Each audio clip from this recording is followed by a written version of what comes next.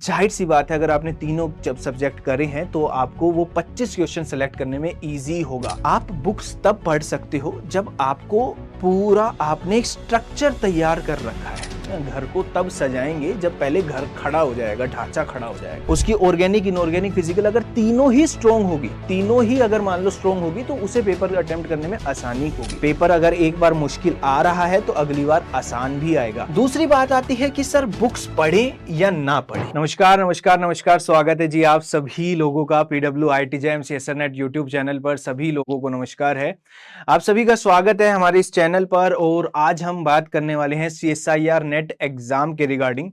जो अभी एग्जाम हुआ है उसके बाद आप उस एग्जाम के बारे में बात करेंगे और उस एग्जाम के बाद आप क्या फील कर रहे हो। कुछ बहुत सारी इस चीज के ऊपर चर्चा चल रही है कि एग्जाम डिफिकल्ट हो रहा है या कैसे इसको टैकल करना है। तो हम कुछ पॉइंट्स पे बातें करेंगे, 3-4 पॉइंट्स यहाँ पर हम डिस्कस करेंगे। आई होप आपकी प्रिपरेशन में वो आपको हेल्प करेगा, है ना। और जाहिर सी बात है, अब हम जो बातें करेंगे वो आने वाले एग्जाम के लिए बातें करेंगे, मतलब जो आएगा एग्जाम, जो अभी गेम बाकी है उसके लिए। जैसे कि जो दिसंबर का एग्जाम है उसको टारगेट कैसे करें, है ना, उसको कैसे टैकल करें, उसके ऊपर हम बातचीत करने वाले हैं। जो बीत गया है उससे हमने क्या सीखा है और जो आने वाला समय है उसमें हम कैसे अप्लाई करेंगे, उसके रिगार्डिंग ये वीडियो होने वाली है, तो आराम से देखिएगा। सबसे पहला पॉइंट कि डिफिकल्टी वाला, है ना, कि क्या पेपर मुश्किल होता जा रहा है सर, है ना। अगर पेपर के बारे में बात करें तो क्या पेपर डिफिकल्ट होता जा रहा है ऐसा हो रहा है। तो देखो सीधा सा पॉइंट है ना भाई। अभी जैसे एग्जाम हुआ, है ना, एग्जाम हुआ, कई लोगों ने उसका बताया कि सर इनऑर्गेनिक केमिस्ट्री मुश्किल थी, फिजिकल केमिस्ट्री मुश्किल थी, ऑर्गेनिक मुश्किल थी। ठीक है, देखो डिफिकल्ट एग्जाम ये शुरू से ही था, CSIR नेट हमेशा से ही डिफिकल्ट था। बट एक फायदा क्या रह जाता था, फायदा पहले ये रह जाता था कि लेट सपोज किसी ने दो चीजों की तैयारी कर रखी है ना, किसी ने दो चीजों की तैयारी कर रखी है, ऑर्गेनिक इनऑर्गेनिक किसी की स्ट्रॉन्ग है, उसने फिजिकल नहीं भी पढ़ा है तो भी वो इस एग्जाम में अच्छा कर जाता था। ये चीज होती थी, ठीक है। फिर धीरे धीरे कोई एक चीज आसान आने लगी, कोई एक चीज मुश्किल आने लगी। अब का जो पैटर्न देखने को मिल रहा है इस एग्जाम से और पिछले एग्जाम से, उसमें मोस्टली ये चीजें देखने को मिली कि अगर कोई बच्चा तीनों चीजें पढ़कर आया है, इनऑर्गेनिक, ऑर्गेनिक, फिजिकल, तीनों चीजें पढ़कर आया है, तो उसको डिफिकल्टी थोड़ी कम लगेगी। आपको डिफिकल्ट तब ये लगेगा ही लगेगा। पहले ऐसा होता था कि आपने दो चीज आपकी स्ट्रॉन्ग है, ऑर्गेनिक इनऑर्गेनिक स्ट्रॉन्ग है तो आप निकाल दोगे, या इनऑर्गेनिक ऑर्गेनिक स्ट्रॉन्ग है तो निकाल दोगे, ऑर्गेनिक फिजिकल स्ट्रॉन्ग है, कोई भी दो कॉम्बिनेशन है तो भी स्ट्रॉन्ग है। इनफैक्ट कई बार लोगों ने सिर्फ एक सब्जेक्ट के बलबूते पे भी, मतलब एक सब्जेक्ट बहुत अच्छा करके और थोड़ा थोड़ा बेयर मिनिमम बाकियों में करके भी निकाला है। बट अब ऐसा हो गया है कि तीनों ही सब्जेक्ट पे अच्छी कमांड होनी चाहिए। रीजन ये है क्योंकि तीनों ही सब्जेक्ट में से कुछ ना कुछ बिल्कुल एक्सपेरिमेंटल कह दो, बिल्कुल याद करने वाली टाइप की कोई चीज कह दो, या ऐसी चीज जो अगर देखी है, देखी के साथ साथ कोई याद है तो ही आप कर पाओगे, वैसे क्वेश्चन ऐड होने लगे हैं। कि भाई इसको यहां पर रिएक्ट करवाया तो ये क्या बना, इसमें इसका कलर क्या था, इस पे कलर का, इसको एसिड डाला, इसके ऊपर ये क्या बना। इस तरीके जो ऑर्गेनिक की जर्नल रिएक्शन है वो तो है ही है, कुछ रैंडम चीजें जो आपको देखकर ही पता लगे कि ये तो भाई याद होती तो ही हो पाता, ऐसे क्वेश्चंस देखने को मिले हैं। अब इसका सीधा सीधा मामला ये है कि जो 60 में से 25 करने वाला कॉन्सेप्ट है ना, जस्ट हम बातें करेंगे इसमें कि क्या लगता है और कैसे टैकल करना है, उसके ऊपर भी हम बात करेंगे।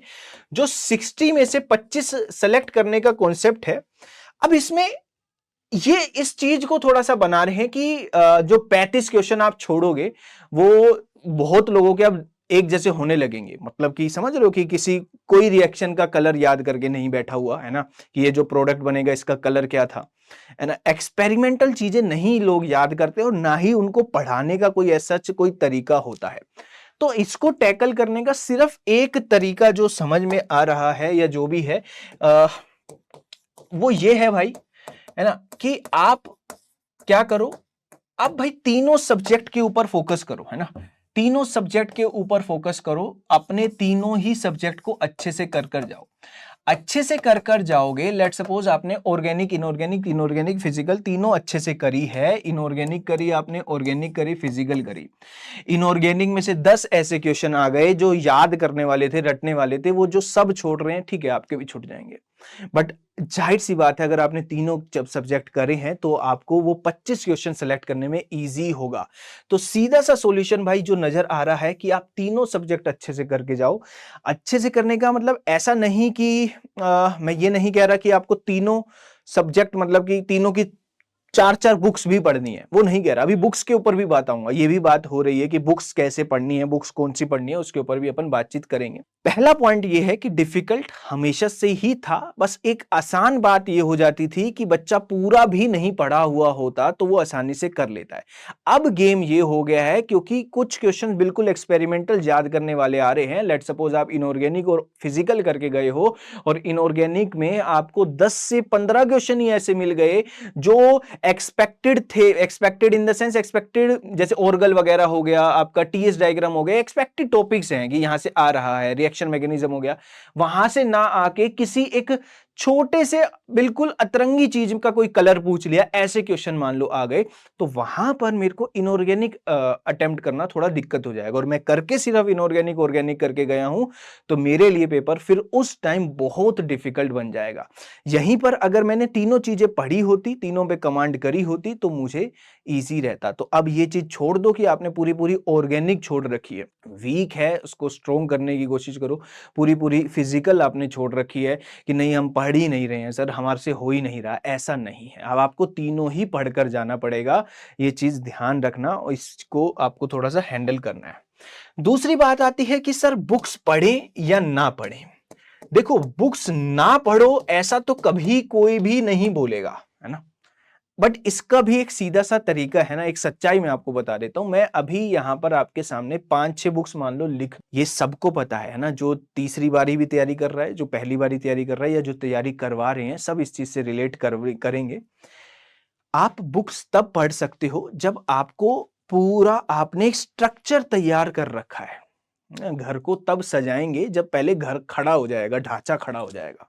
अभी मेरा घर का ढांचा ही नहीं खड़ा हुआ है और मैं जाके वही एसी ले आ, एलईडी ले आ, ये थोड़ी ना करूंगा भाई, है ना। पहले घर का ढांचा खड़ा करूंगा। यानी कि जो फर्स्ट टाइम प्रिपरेशन कर रहा है, जो फर्स्ट टाइम प्रिपरेशन कर रहा है, जो अभी मतलब ये लगा लो उसका कॉम्पिटेटिव एग्जाम ही मतलब कई सालों में वो बैठ रहा है इस कॉम्पिटेटिव एग्जाम में, अगर मैं उसको कह दूं कि भाई ये ले 5-6 बुक्स, इन 5-6 बुक्स को पढ़ना स्टार्ट कर दे, बहुत डिफिकल्ट होगा और ना ही उससे वो कुछ प्राप्त कर पाएगा। जो भाई फर्स्ट टाइम पढ़ रहा है, एकदम तैयारी ही पहली बार कर रहा है सीएसआर नेट की, चाहे वो सेल्फ कर रहा हो, यूट्यूब के थ्रू कर रहा हो, किसी दोस्त के नोट्स के थ्रू कर रहा हो, किसी भी बैच के थ्रू जुड़ा हुआ है, हमसे जुड़ा हुआ है, या किसी भी जगह पर जुड़ा हुआ है, वो पहली बार लेक्चर्स देख रहा है, पहली बार कॉम्पिटेटिव चीजों को समझ रहा है, उसके लिए इधर नेट लेवल के जो रेफरेंसेस बुक हैं वो साइमल्टेनियसली साथ साथ पढ़ना डिफिकल्ट हो जाएगा। अगर आप सारे काम कर पा रहे हो, है ना, मतलब आपको समय बच रहा है, फिर आप बुक्स देख सकते हो। अब बात आती है सर बुक्स कैसे, फिर क्या करना है। अब मान लो कोई एक बार पूरा सिलेबस कर चुका है, कंप्लीट कर चुका है, एक बार कंप्लीट तैयारी कर चुका है, वो अब दूसरा या तीसरा अटेम्प्ट देने वाला है ना, मतलब एक बार उसने पूरा स्ट्रक्चर पढ़ लिया भाई, पीरियोडिसिटी का बेसिक चैप्टर उसको पता है, केमिकल बॉन्डिंग उसको पता है, कोऑर्डिनेशन का बेसिक से लेके एडवांस तक उसको पता है कि यहां से अब सर ये पढ़ाएंगे, इसमें ये टॉपिक है। तो अब ऐसे लोगों को बार बार वो चीज पढ़ने की बजाय, वही नोट्स बार बार रिवाइज करने की बजाय, दिसंबर के लिए अगर आप टारगेट कर रहे हो, वही नोट्स बार बार रिवाइज करने की बजाय अब आप बुक्स को देखने जा सकते हो। अब आप बुक्स को देखने के लिए जा सकते हो जिनका एक बार कंप्लीट हो चुका है, सिलेबस कंप्लीट हो चुका है। बुक्स कौन कौन सी होगी भाई? बुक्स अगर मैं इनऑर्गेनिक की बात करूं, आप हाउसक्राफ्ट को टच करो। अब ये हाउसक्राफ्ट ऐसी नहीं है कि आप इसको लाइन टू लाइन पढ़ सकते हो।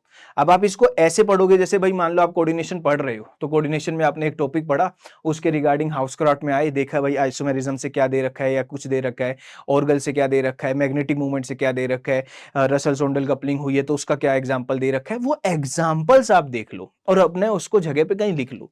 यही पढ़ा जा सकता है। इनऑर्गेनिक की बुक इसी तरीके से पढ़ी जा सकती है।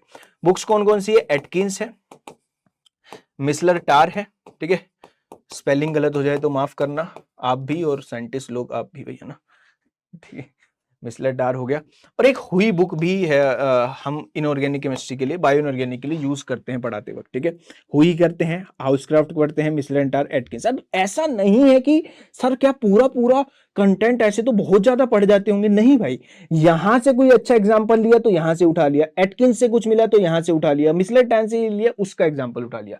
इसका मतलब ये नहीं है कि पूरी पूरी बुक एकदम वो करनी है ना, मतलब कि एकदम पूरा हम पूरी बुक लाइन टू लाइन पढ़ गए हैं।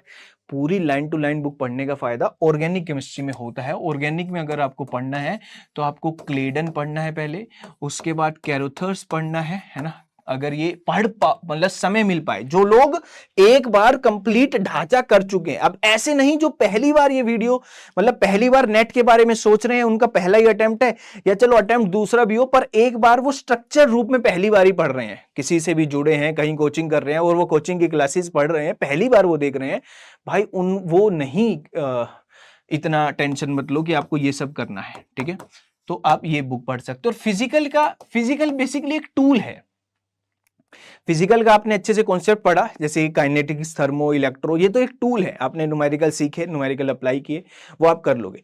जैसे और कोई टॉपिक होगा, क्वांटम का हो गया, है ना। तो इधर फिजिकल तो मैं आपको ये कहूंगा कि आप नोट्स अच्छे से कर लो, है ना, तो वहां पर बात बन जाएगी।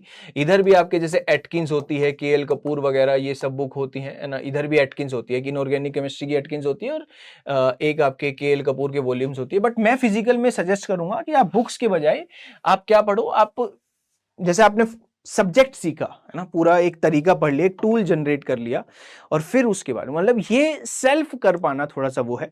सेल्फ देखो, सेल्फ यहां पर मतलब आप समझ रहे हो कि अगर मैं सिर्फ बुक्स पढ़ कर ही पूरा पेपर निकाल दूं बिना किसी नोट्स के, बिना किसी कोचिंग के, या बिना किसी के समझाए, तो भाई थोड़ा डिफिकल्ट है।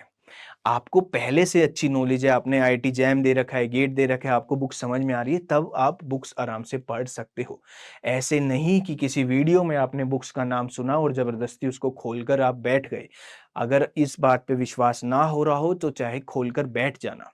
अब मैं आपको सच्चाई दिखा रहा हूं कि किस तरीके से कर रहा है। जो पहली बार प्रिपेयर कर रहा है, फर्स्ट टाइम प्रिपेयर कर रहा है ना, तो वो कुछ फॉलो करे, है ना, फॉलो सम कोर्स, है ना, कोई कोर्स फॉलो करें, या फिर नोट्स देखें, है ना, कोई नोट्स फॉलो करें, कुछ फॉलो करें, तो आपको आसानी मिलेगी। आप पहली बार में पूरे बुक्स के थ्रू नहीं जा सकते, ठीक है। हाँ, आप ये जरूर कर सकते हो, पहली बार में आप पहले कुछ कोर्स फॉलो करो, थोड़ा रैपिडली उसको पढ़ो, है ना, जल्दी जल्दी पढ़ो, और उसके बाद अपने दिन का कुछ घंटा लगा के बुक्स को देख सकते हो। और जस्ट ये देखने के लिए कि यार इधर कोई और एग्जाम्पल मुझे दिख रहा है, जैसे कैनिजारो मैंने पढ़ा, कैनिजारो पढ़ा, या carbon carbon single bond formation करके आपके पास मान लो आया, जो अल्डोल बेसिकली हम पढ़ते हैं ऑर्गेनिक में, जैसे क्लेडन में भी है कार्बन कार्बन सिंगल बॉन्ड, वहां का कोई एग्जांपल देखा कि अच्छा यहाँ पर ऑक्सीजन का एल्काइलेशन हो रहा है, कार्बन का एल्काइलेशन हो रहा है, तो ऑक्सीजन के एल्काइलेशन के एग्जांपल कैसे होंगे, कार्बन के होंगे, तो वो एक्स्ट्रा चीजें आप ऐड कर सकते हो। हालांकि धीरे धीरे आपको पता लगेगा ये सारी चीजें जो टीचर आपको पढ़ा रहे हैं वो नोट्स में कवर कर रहे हैं। तो देखो सीधी सी बात है, डिफिकल्टी लेवल ऐसा मान के चलो कि अब ऐसा हो गया कि अगर कोई तीनों सब्जेक्ट पढ़कर जा रहा है तो उसके लिए मुश्किल बिल्कुल भी नहीं है। जो अभी पेपर हुआ है वो भी तीनों सब्जेक्ट अच्छे से कर कर गया होता, उसको खुद को पता हो कि उसकी ऑर्गेनिक, उसकी इनऑर्गेनिक और उसकी फिजिकल, उसकी ऑर्गेनिक इनऑर्गेनिक फिजिकल अगर तीनों ही स्ट्रांग होगी, तीनों ही अगर मान लो स्ट्रांग होगी, तो उसे पेपर अटेम्प्ट करने में आसानी होगी। अब कोई अगर करके ही दो चीज गया तो उसे पेपर अटेम्प्ट करने में थोड़ी सी डिफिकल्टी होगी। टैकल कैसे करना है? टैकल सिर्फ ये करना है कि आपको तीनों सब्जेक्ट को प्रॉपर फॉलो करना है। पहले आपको सिलेबस कवर करना है, फिर पीवाईक्यूज देखने हैं, पीवाईक्यूज जो आ चुके हैं वो। अब सर पिछला अभी जो पेपर हुआ है उसमें तो पीवाईक्यूज से रिलेटेड, जैसे अभी भी मैंने पेपर पूरा नहीं देखा है, अभी जस्ट बच्चों के, अभी तो देखो थोड़ा सा रिस्पॉन्स आउट होगा, रिस्पॉन्स की आउट होगी तब पूरा पेपर देखेंगे।